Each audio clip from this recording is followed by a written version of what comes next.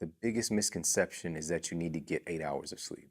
So if I get 6 hours of good quality sleep, is that enough? You can crush people that are sleeping for 9 shitty hours, okay?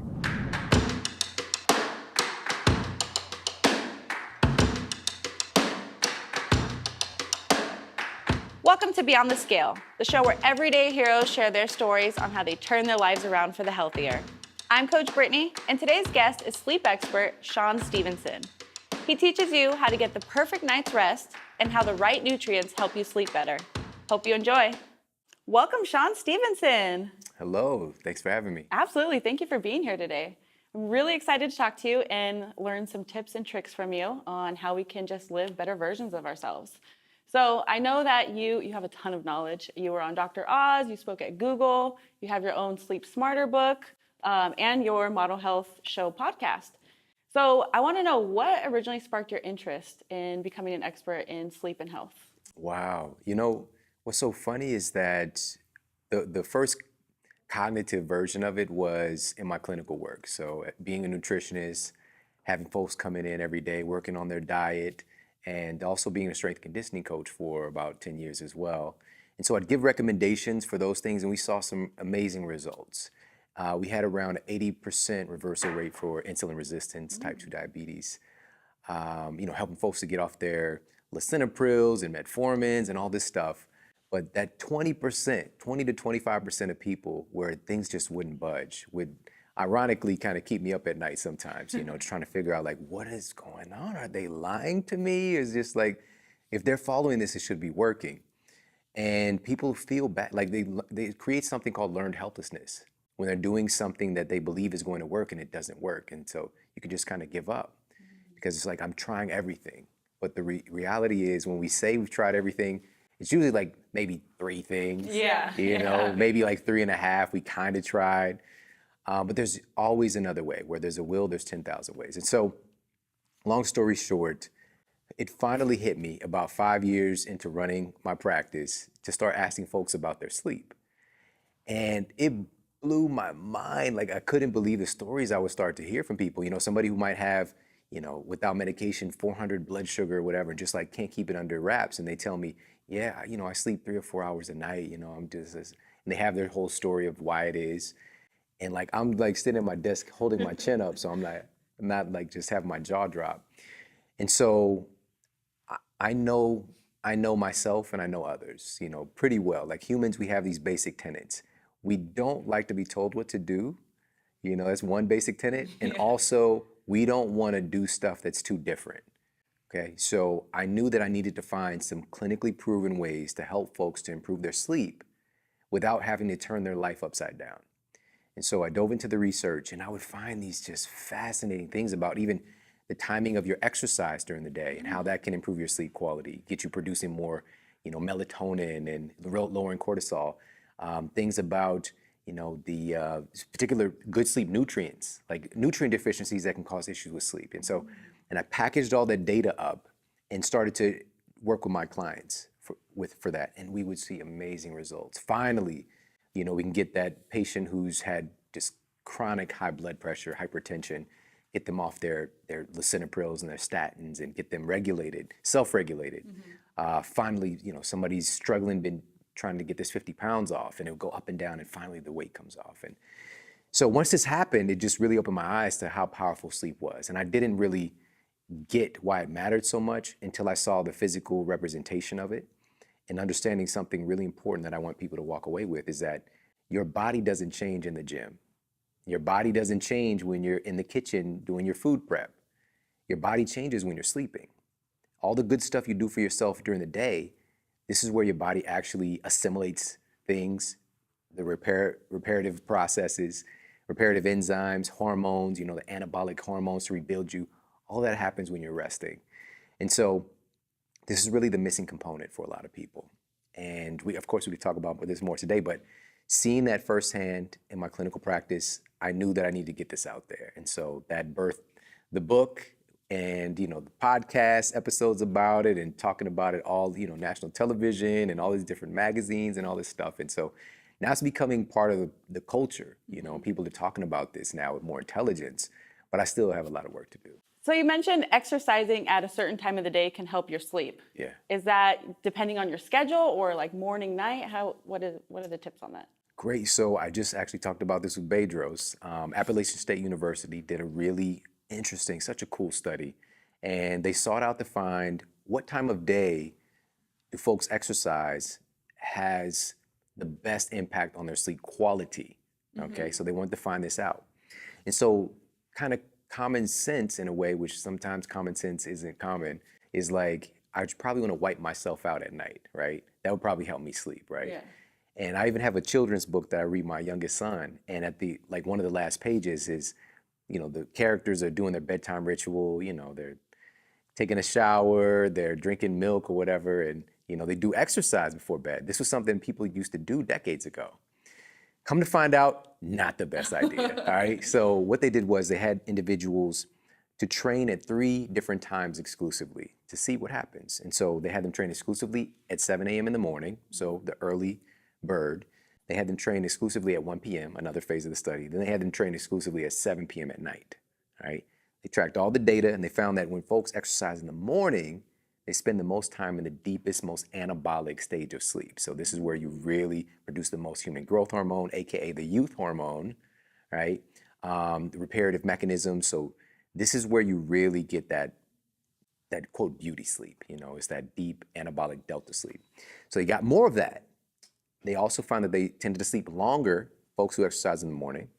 They found that they had more efficient sleep cycles. So that's what's most important, by the way. We could do the whole show just talking about this, but I'm just going to throw this out here first, is that it's not about the number of hours you sleep. It's the quality of those hours. It's just like your calories that people are aware of today. It's not the amount, it's the quality. The amount matters, Right. but the quality is so important, and we're missing out on that. So, and last thing was morning exercisers on average had a 25% greater drop in blood pressure at night. So that's correlated with a deactivation of your fight or flight sympathetic nervous system. So all of that bang for the buck simply by getting some exercise in the morning. Does this mean that you can't work out after work? Absolutely not. You can still do that, but you need to get this morning activity in because it does something that I've been calling a cortisol reset. All right. So basically getting your cortisol elevated, which so some people like, that's not good. Yes, it is. Cortisol is not a bad guy. The problem is when it's produced at the wrong time or in the wrong amount. And so it's supposed to be at a peak. If you look at a normal cortisol rhythm, the highest point should be between 6 a.m. and around 8 a.m. for normal human function. And then it just gradually drops through the day. For a lot of us, clinically, I'd call them tired and wired, where their cortisol is super high at night. And it's like, I can't sleep, I'm not tired. In the morning, they can't get out of bed, right? Because their cortisol is too low. And so that helps to reset that circadian timing, is getting some exercise in the morning, at least 5 minutes, that's all. They could do some, do a little bit of some power yoga, go for a quick walk, a brisk walk. I love rebounding, jumping on the little mini trampoline. Oh, okay. Could do some body weight exercises, just get your blood flowing. And it's just kind of common, it wakes you up. It wakes your body up, your brain. Day. So it's just such a win-win. Plus you get the, post-exercise oxygen consumption. So your body's gonna be burning more calories through the day. So much win. All you gotta do is just at least 5 minutes, that's it. Okay. And now, aside from switching workouts to the morning or just having that morning activity going on, what are some other tips that people can do in order to get that good quality sleep? Awesome. Well, I did mention good sleep nutrients. So I think this is something that I've talked about various major media outlets, but it hasn't permeated culture yet. It's still very kind of taboo because we can't really see how my food is affecting my sleep. And so the first thing I want folks to understand is that a lot of our sleep, because we think about sleep as being something in our head, a lot of it is happening via what's happening in your gut. Oh, that's interesting. And so everybody's heard of melatonin at this point. It's kind of a glorified sleep hormone, but it really helps to regulate that circadian rhythm that we talked about. And melatonin, funny enough, in my university classes by well-meaning professors, they said that melatonin was produced by your pineal gland, and that was that. That's the end of the story, but it's not. There's 400 times more melatonin in your gut than in your pineal gland in your brain. Wow, I've never heard that. Yeah, so yeah, that's what we're doing. We're paradigm shifting. And here's the thing. So there's actually a study where they're doing pinealectomies, all right, where I don't recommend getting one done, but the removal of the pineal gland, you would think melatonin would go down, but the levels of melatonin in the gut stayed consistent. All right, so that's number one. Your gut environment is housing your melatonin. Also, serotonin, which is a precursor to making melatonin. And serotonin is kind of this feel-good neurotransmitter. And I want you guys, everybody, to be able to produce an abundant, healthy amount of serotonin because it's a mood-regulating, quote, happy hormone, right, or neurotransmitter. And so a lot of antidepressant medications are working on serotonin. They're oftentimes selective serotonin reuptake inhibitors, so SSRIs. And the issue is, are we producing enough serotonin in the first place? SSRIs try to make sure it stays active in your body. Okay. But are we producing enough? Over 80%, upwards of 90% of your body's serotonin is located in your gut, all right? And so researchers at Caltech found that there are actually cells in your gut, bacteria cells, that communicate with your human cells to produce these sleep-related neurotransmitters and hormones, okay? So bacteria plays a big role. Your gut tissue and the integrity of your gut plays a big role. So all of this to say, and I want everybody to stick with me on this, whatever you eat influences your gut bacteria tremendously. If that landscape, we're calling it today is a microbiome, it's kind of like this ecology rainforest in your belly, right? This ecological marvel. And today we have a lot of endangered species. Some species are extinct of these bacteria that we need to have a functioning, healthy, sovereign human being. And so processed foods, ding dongs, ho-hos, this is gonna throw off Pop-Tarts, all right? Just a side note, I'm all about the Pop-Tarts, all right? That was my thing, okay? I grew up on Pop-Tarts, so honestly. When it first came out, it's like mind-blowing, like because before it was like a bowl of cereal, now it's like, what is this toast you put in the toaster? It was just mind-blowing, right? And so those type of things feed opportunistic bacteria or pathogenic bacteria. And we all have a percentage of all of it, and that's okay. We hear about certain bad bacteria, but we need some of it. Even E. coli, for example. Like we have some of that. Everybody, you should. But when they're out of balance, when they're running things, we have a big problem. So we need to support our healthy bacteria. So this is eating real foods. Make sure we're getting probiotic-based foods in first before supplements, I recommend. So, every culture that I've studied and working at a university, I got to meet people from and I would always ask them, like, do you guys have, what fermented food do you eat? And then they every culture, every single one, from kefirs to fermented vegetables, yogurts and different things, all right? So make sure that you're adding some of that in. And then we have these specific good sleep nutrients, all right? So protect the microbiome, all right? And then eat these good sleep nutrients. Get in 2 to 3 servings of these foods I'll share. So I'll just share, there's so many. There's a whole list in my book, Sleep Smarter, but first one I'll share is vitamin C, right? Vitamin C, when you hear about vitamin C, what do you think it's good for? My immune system. Immune system, yes. So this is what I was taught in school, but it has so many other functions. It's a really powerful antioxidant as well, but also it has some big roles with sleep. So this was actually published in the Public Library of Science did a study. They published the study, and they found that folks who were deficient in vitamin C were folks who had tendencies towards waking up during the night. And so addressing and fixing that deficiency helped to fix this issue people were having. So that's number one, vitamin C. What are good sources? We tend to jump right to citrus. We think about like orange juice, right? Don't drink orange juice, all right? That's just like straight up, you might as well just drink Mountain Dew, all right? It's like Mountain Dew with plus vitamin C. It's just so much sugar. You can eat an orange every now and then, but you want to more so go for the lower glycemic ones. So berries, specifically strawberries, a great source. Okay. Peppers, sweet peppers, kiwis is a great source. There are also these, quote, superfoods, and I don't use that term loosely because it's too loose today, all right? Like, broccoli is awesome, but is it a superfood? I don't know, So camu berry is one of them, right? CAMU. This is the highest vitamin C food ever discovered, all right? It's like 20 times more vitamin C than oranges. And it's an Amazonian food that's been used for thousands of years. And what you would do is get a concentrate. Hopefully you get from a company that's like low temperature processed to kind of retain the nutrients. Super tart. You know, add a little bit to your water, to you maybe make a lemonade or something for yourself with some, low glycemic sweetener. So camu berry. Another one is amla berry, acerola cherry. These are all kind of like super dense source of vitamin C. So that's one. I'll share one more. There's so many. So let's go with potassium. All right, potassium. This was in the journal Sleep.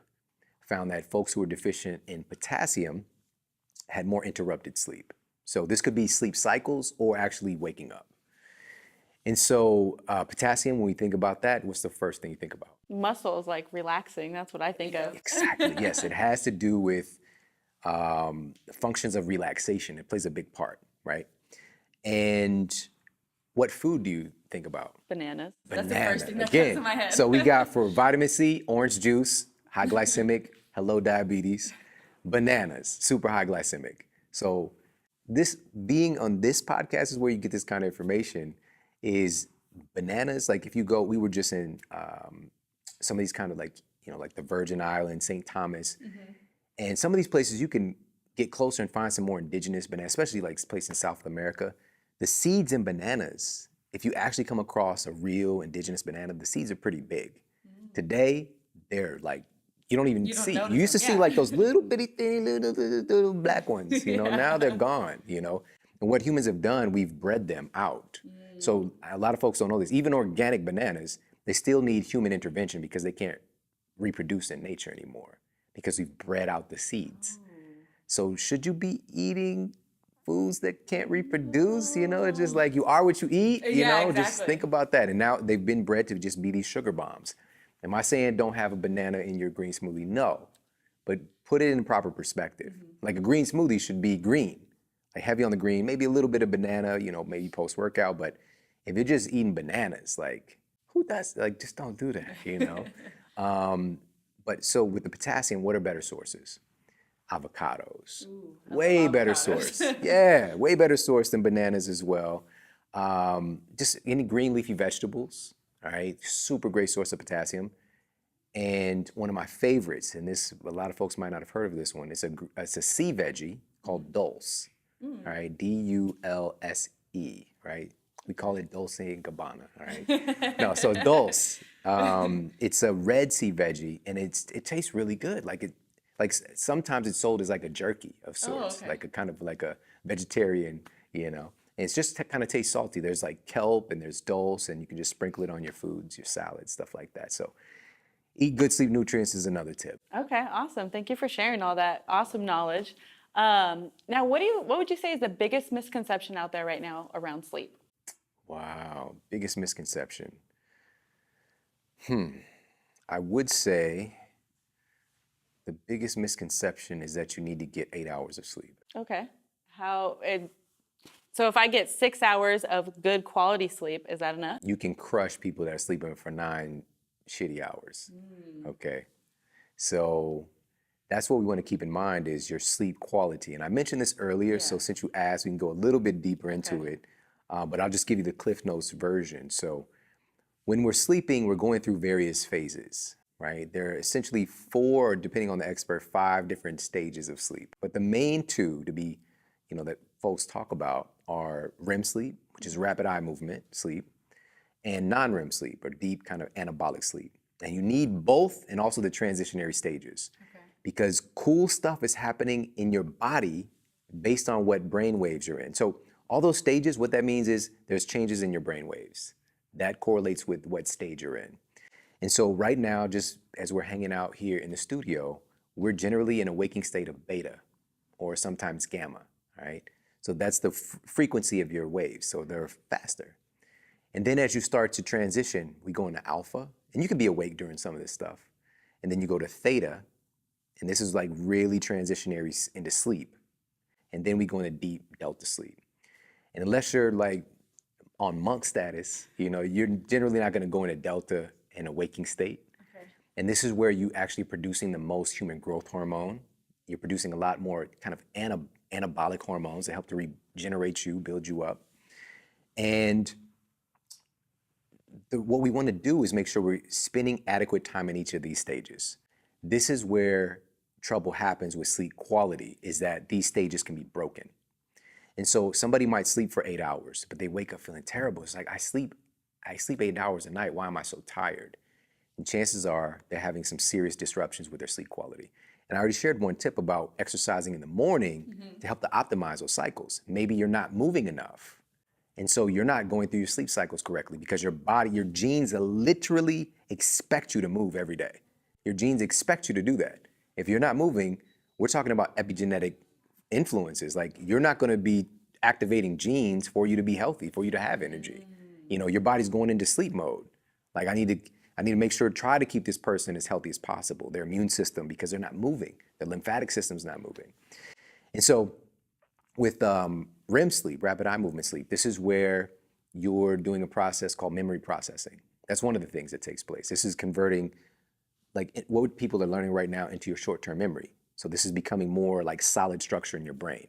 That's kind of important, you know? So if you're not spending time in all these stages effectively, you're not going to be fully recovered. And so overall, sleep cycles are on average between 75 minutes and 120 minutes. So we'll just say 90 minutes on average for the average person. That's cycling through all of those stages, all right? At minimum, I generally recommend for folks to get 4 complete sleep cycles. So that's gonna be right around 6 hours of sleep. Okay.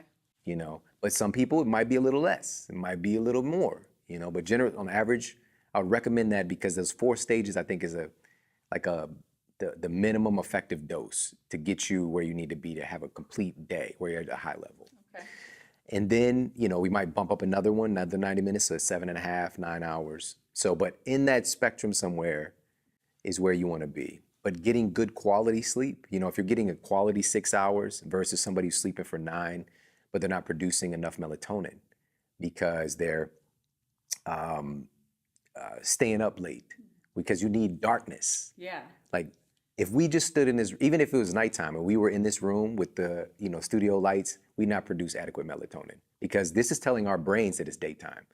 You know, even having access to light is a new thing for us. So even turning off your screen like a certain amount of time before going to bed is going to help produce that melatonin, right?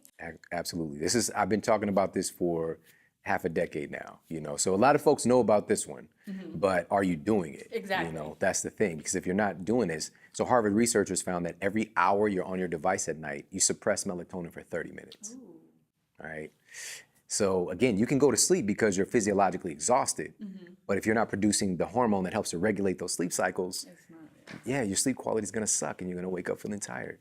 So we got to give ourselves a little bit of a curfew. Ideally, get off your device, engage with the rest of the world, maybe talk to a real person, and not whoever on Facebook or whatever. Your significant other, hopefully you like them. You know, you can talk to them. Your kids, play a game, read a book. Podcasts are great. You don't have to stare at a screen to do that. You know, just find something, but you have to fill your cup. You know, you can't like just say, okay, I need to get off my phone 30 minutes or hour before bed and just sit there. You're gonna get the internet jitters that I talk about, which is like, you're just gonna be like, I just check one post. Have you ever had the just checks where you just like, let me just check real quick? Oh yeah. Like you're working, just like, but then you can get sucked in. And then you do. You just keep going back to it. And the next thing you know, you just keep scrolling. It happens to everybody, you know, the internet black hole. So what we want to do is fill that time with something of greater or equal value, right? So something that fills you up, you know, that makes you feel good, because we're very addicted, you know, like it's a dopamine response. Like dopamine causes us to seek pleasure. And every time we scroll, we're seeking. So it really falls into that dopamine pattern. And every time we find something, we get a little opioid hit. You know, so you got to understand, you have to do something that really lights you up. So if you're like into 50 Shades of whatever, like if that's your thing, like go, like allow yourself to do that. Like get into the book, you know, like give yourself a little bit of a break, and or add in some of these hacks, which are screen protective things, so that that blue light isn't affecting you as much. So this could be apps like Flux that you put on your desktop, your laptop, that pulls out the most troublesome spectrum of light at night. It does it, you just set it and forget it. and it kind of cools off your screen. Same thing for if you have an Apple product. It's a tool on all the Apple products now, the devices like mobile phones, and it's called Night Shift. And it's just a tool, like you can go to your settings, your screen, and it's right there. Set it and forget it. For Androids, you can download apps like Twilight is one of them. You can get, for all like ambient light, there's like blue light blocking glasses if you want to get super geeked out. Yeah. So there's a lot of options, but all of these things, just kind of keep it in context. Do what works for you. You don't want to be neurotic, but you do want to do something so that you can get all the benefits that come with getting great sleep. Absolutely. Now, I want to know, what is your take on power naps? Man, this is a big one. When I was with Dr. Oz, he's a big fan of naps. I'm not so much. Okay. First of all, a good nap is a good nap. But if you're dependent on a nap, just to feel like you can make it through the day, like I'm so tired, there's probably something wrong with your sleep quality at night. And so what I liken it to is your sleep at night is the real food. Naps are supplements. All right. You want your real food to be on point, so you barely need the supplements, if that makes sense. Yeah. But, and also there's an art and a science to naps as well. Like, so the research indicates that having a nap somewhere between like 14 and maybe 24 minutes is this quote power nap. And this is actually clinically proven to have some significant benefits, like improved cognitive ability, improved focus, improved mood. But once we start tinkering, getting into longer naps, you can start getting into deeper layers of sleep. And I don't know if you've ever taken a nap and then you're like, oh my God, like you're in the sunken place. Like you can't get out of the nap, right? You're like, It's like, maybe I should just sleep until tomorrow, Right. And it's like 4 p.m., So so that's the thing. But sometimes you need it, Maybe if you did miss one of those stages of sleep, you need it. But also they found that so short or really long. So like a complete sleep cycle, so like an hour and a half. So all of that's in that episode. So naps, they're good, but we just want to make sure that our sleep at night is better than good. Okay, awesome. Now, here at Fit Body Bootcamp, we get people results in 30 minutes or less. And so they have 23 and a half hours left in their day to really work on becoming the best versions of themselves. So what are some things that people can do in regards to, getting control of their moods, their hormones, when it comes to sleep and diet? Wow, getting control of their moods and hormones.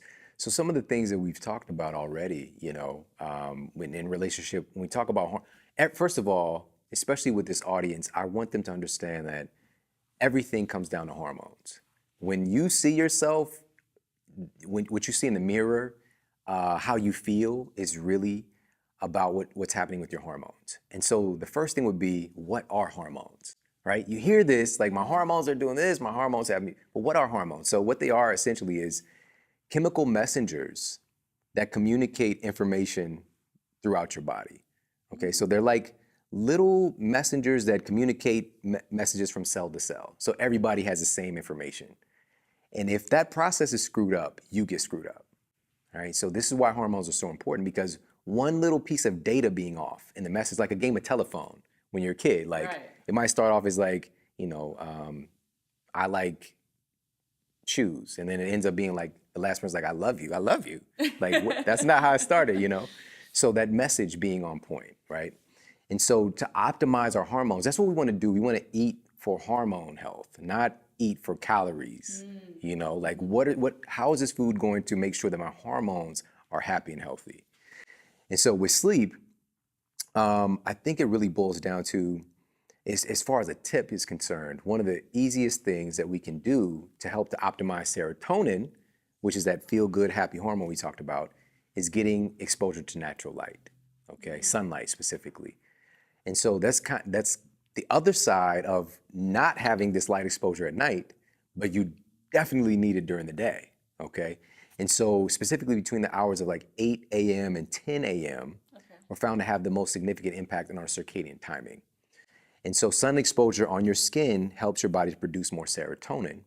And I mentioned earlier, serotonin is a precursor for melatonin, right? So that process of good sleep at night starts during the day, right? So a good night of sleep starts when you wake up in the morning. So getting some exposure to sunlight is going to be super helpful. Also, innovations in clinical neuroscience found that folks who got adequate sunlight during the day had lower levels of cortisol at night. Okay, and cortisol is like the antithesis, it's the enemy in a way of melatonin. It's kind of a villain in a way against the hero, but the villain could be good too if you've seen Suicide Squad, I don't know. Yeah, I love But, Suicide Squad. so, everything plays a role together, but it's just like, we don't want this to be the whole show, right? So Right. cortisol should be down at night. And so getting sun exposure helps that to happen, So that's another tip to help to optimize those hormones. But overall, the biggest change happens with your hormones and your nerve. There's like a changing of the guard. Things get reset when you're sleeping. And so one of the first things that we see clinically when somebody's sleep deprived is elevated cortisol, all right? Why does this matter? Again, cortisol is not bad, but if it's produced at the wrong time or in the wrong amounts, it can really mess you up. Because cortisol, number one, it's kind of pro-inflammatory. Number two, especially if you're working out, right? You're at your Fit Body Boot Camp, you're doing this to change your body. Having muscle is super important for just regulating your metabolism, but cortisol has this ability, it can do something that's called gluconeogenesis, which means glucose sugar creation, basically, okay? It can create sugar out of your muscle tissue. Cortisol can basically attack your muscle tissue and turn it into sugar. Wow. Because it's a stress response. Like your body's like, I don't know, I'm not sleeping, there must be a threat. I need to survive, right? And then what that does is with more circulating blood sugar, something else turns on called insulin. And insulin is your body's number one kind of fat storing, energy storing hormone. So now you got elevated insulin levels. And eventually we can develop insulin resistant. Like it's just this whole thing, and it's not from diet, right? That can happen. It happens much faster from sleep deprivation. Just one night of sleep deprivation, 24-hour sleep debt, is enough to make somebody on, just basic tests look insulin resistant, like they have prediabetes. Wow. Just from one night of sleep deprivation, we can see this in patients. That's powerful. Yeah. I mean, I would love to keep diving further into this with you, but I want to know, what does living beyond the scale mean to you? Wow. I've seen, doing this work, people have this fascination with the scale, even when they know they shouldn't, just can't help but being fixated on that number, And again, it's one metric. It does matter, but what really matters are the things that are tangible, because the scale can't tell you how your body composition is changing. The scale can't tell you how your hormones are getting healthy now, and maybe there's a redistribution of muscle and your body fat is going down. It can't tell you how your clothes are fitting better, right? It can't tell you how good you feel now that you're active and you're so focused on, well, I didn't lose 5 pounds this week. The biggest loser lost 5. Not understanding when they start the show, like they ask people at the beginning, like, I know these people now, Do you want to win or do you want to get healthy? And if they want to win, it's a whole different process. We see about 85% of these participants gain the weight back plus some, right? So don't get caught up in that, right? We want to get healthy. Health will naturally transfer over into changes in the scale, but your body knows what to do. It has to get reacclimated to this new life. So beyond the scale for me is focusing on those things that bring health and well-being to your body, and the scale will follow.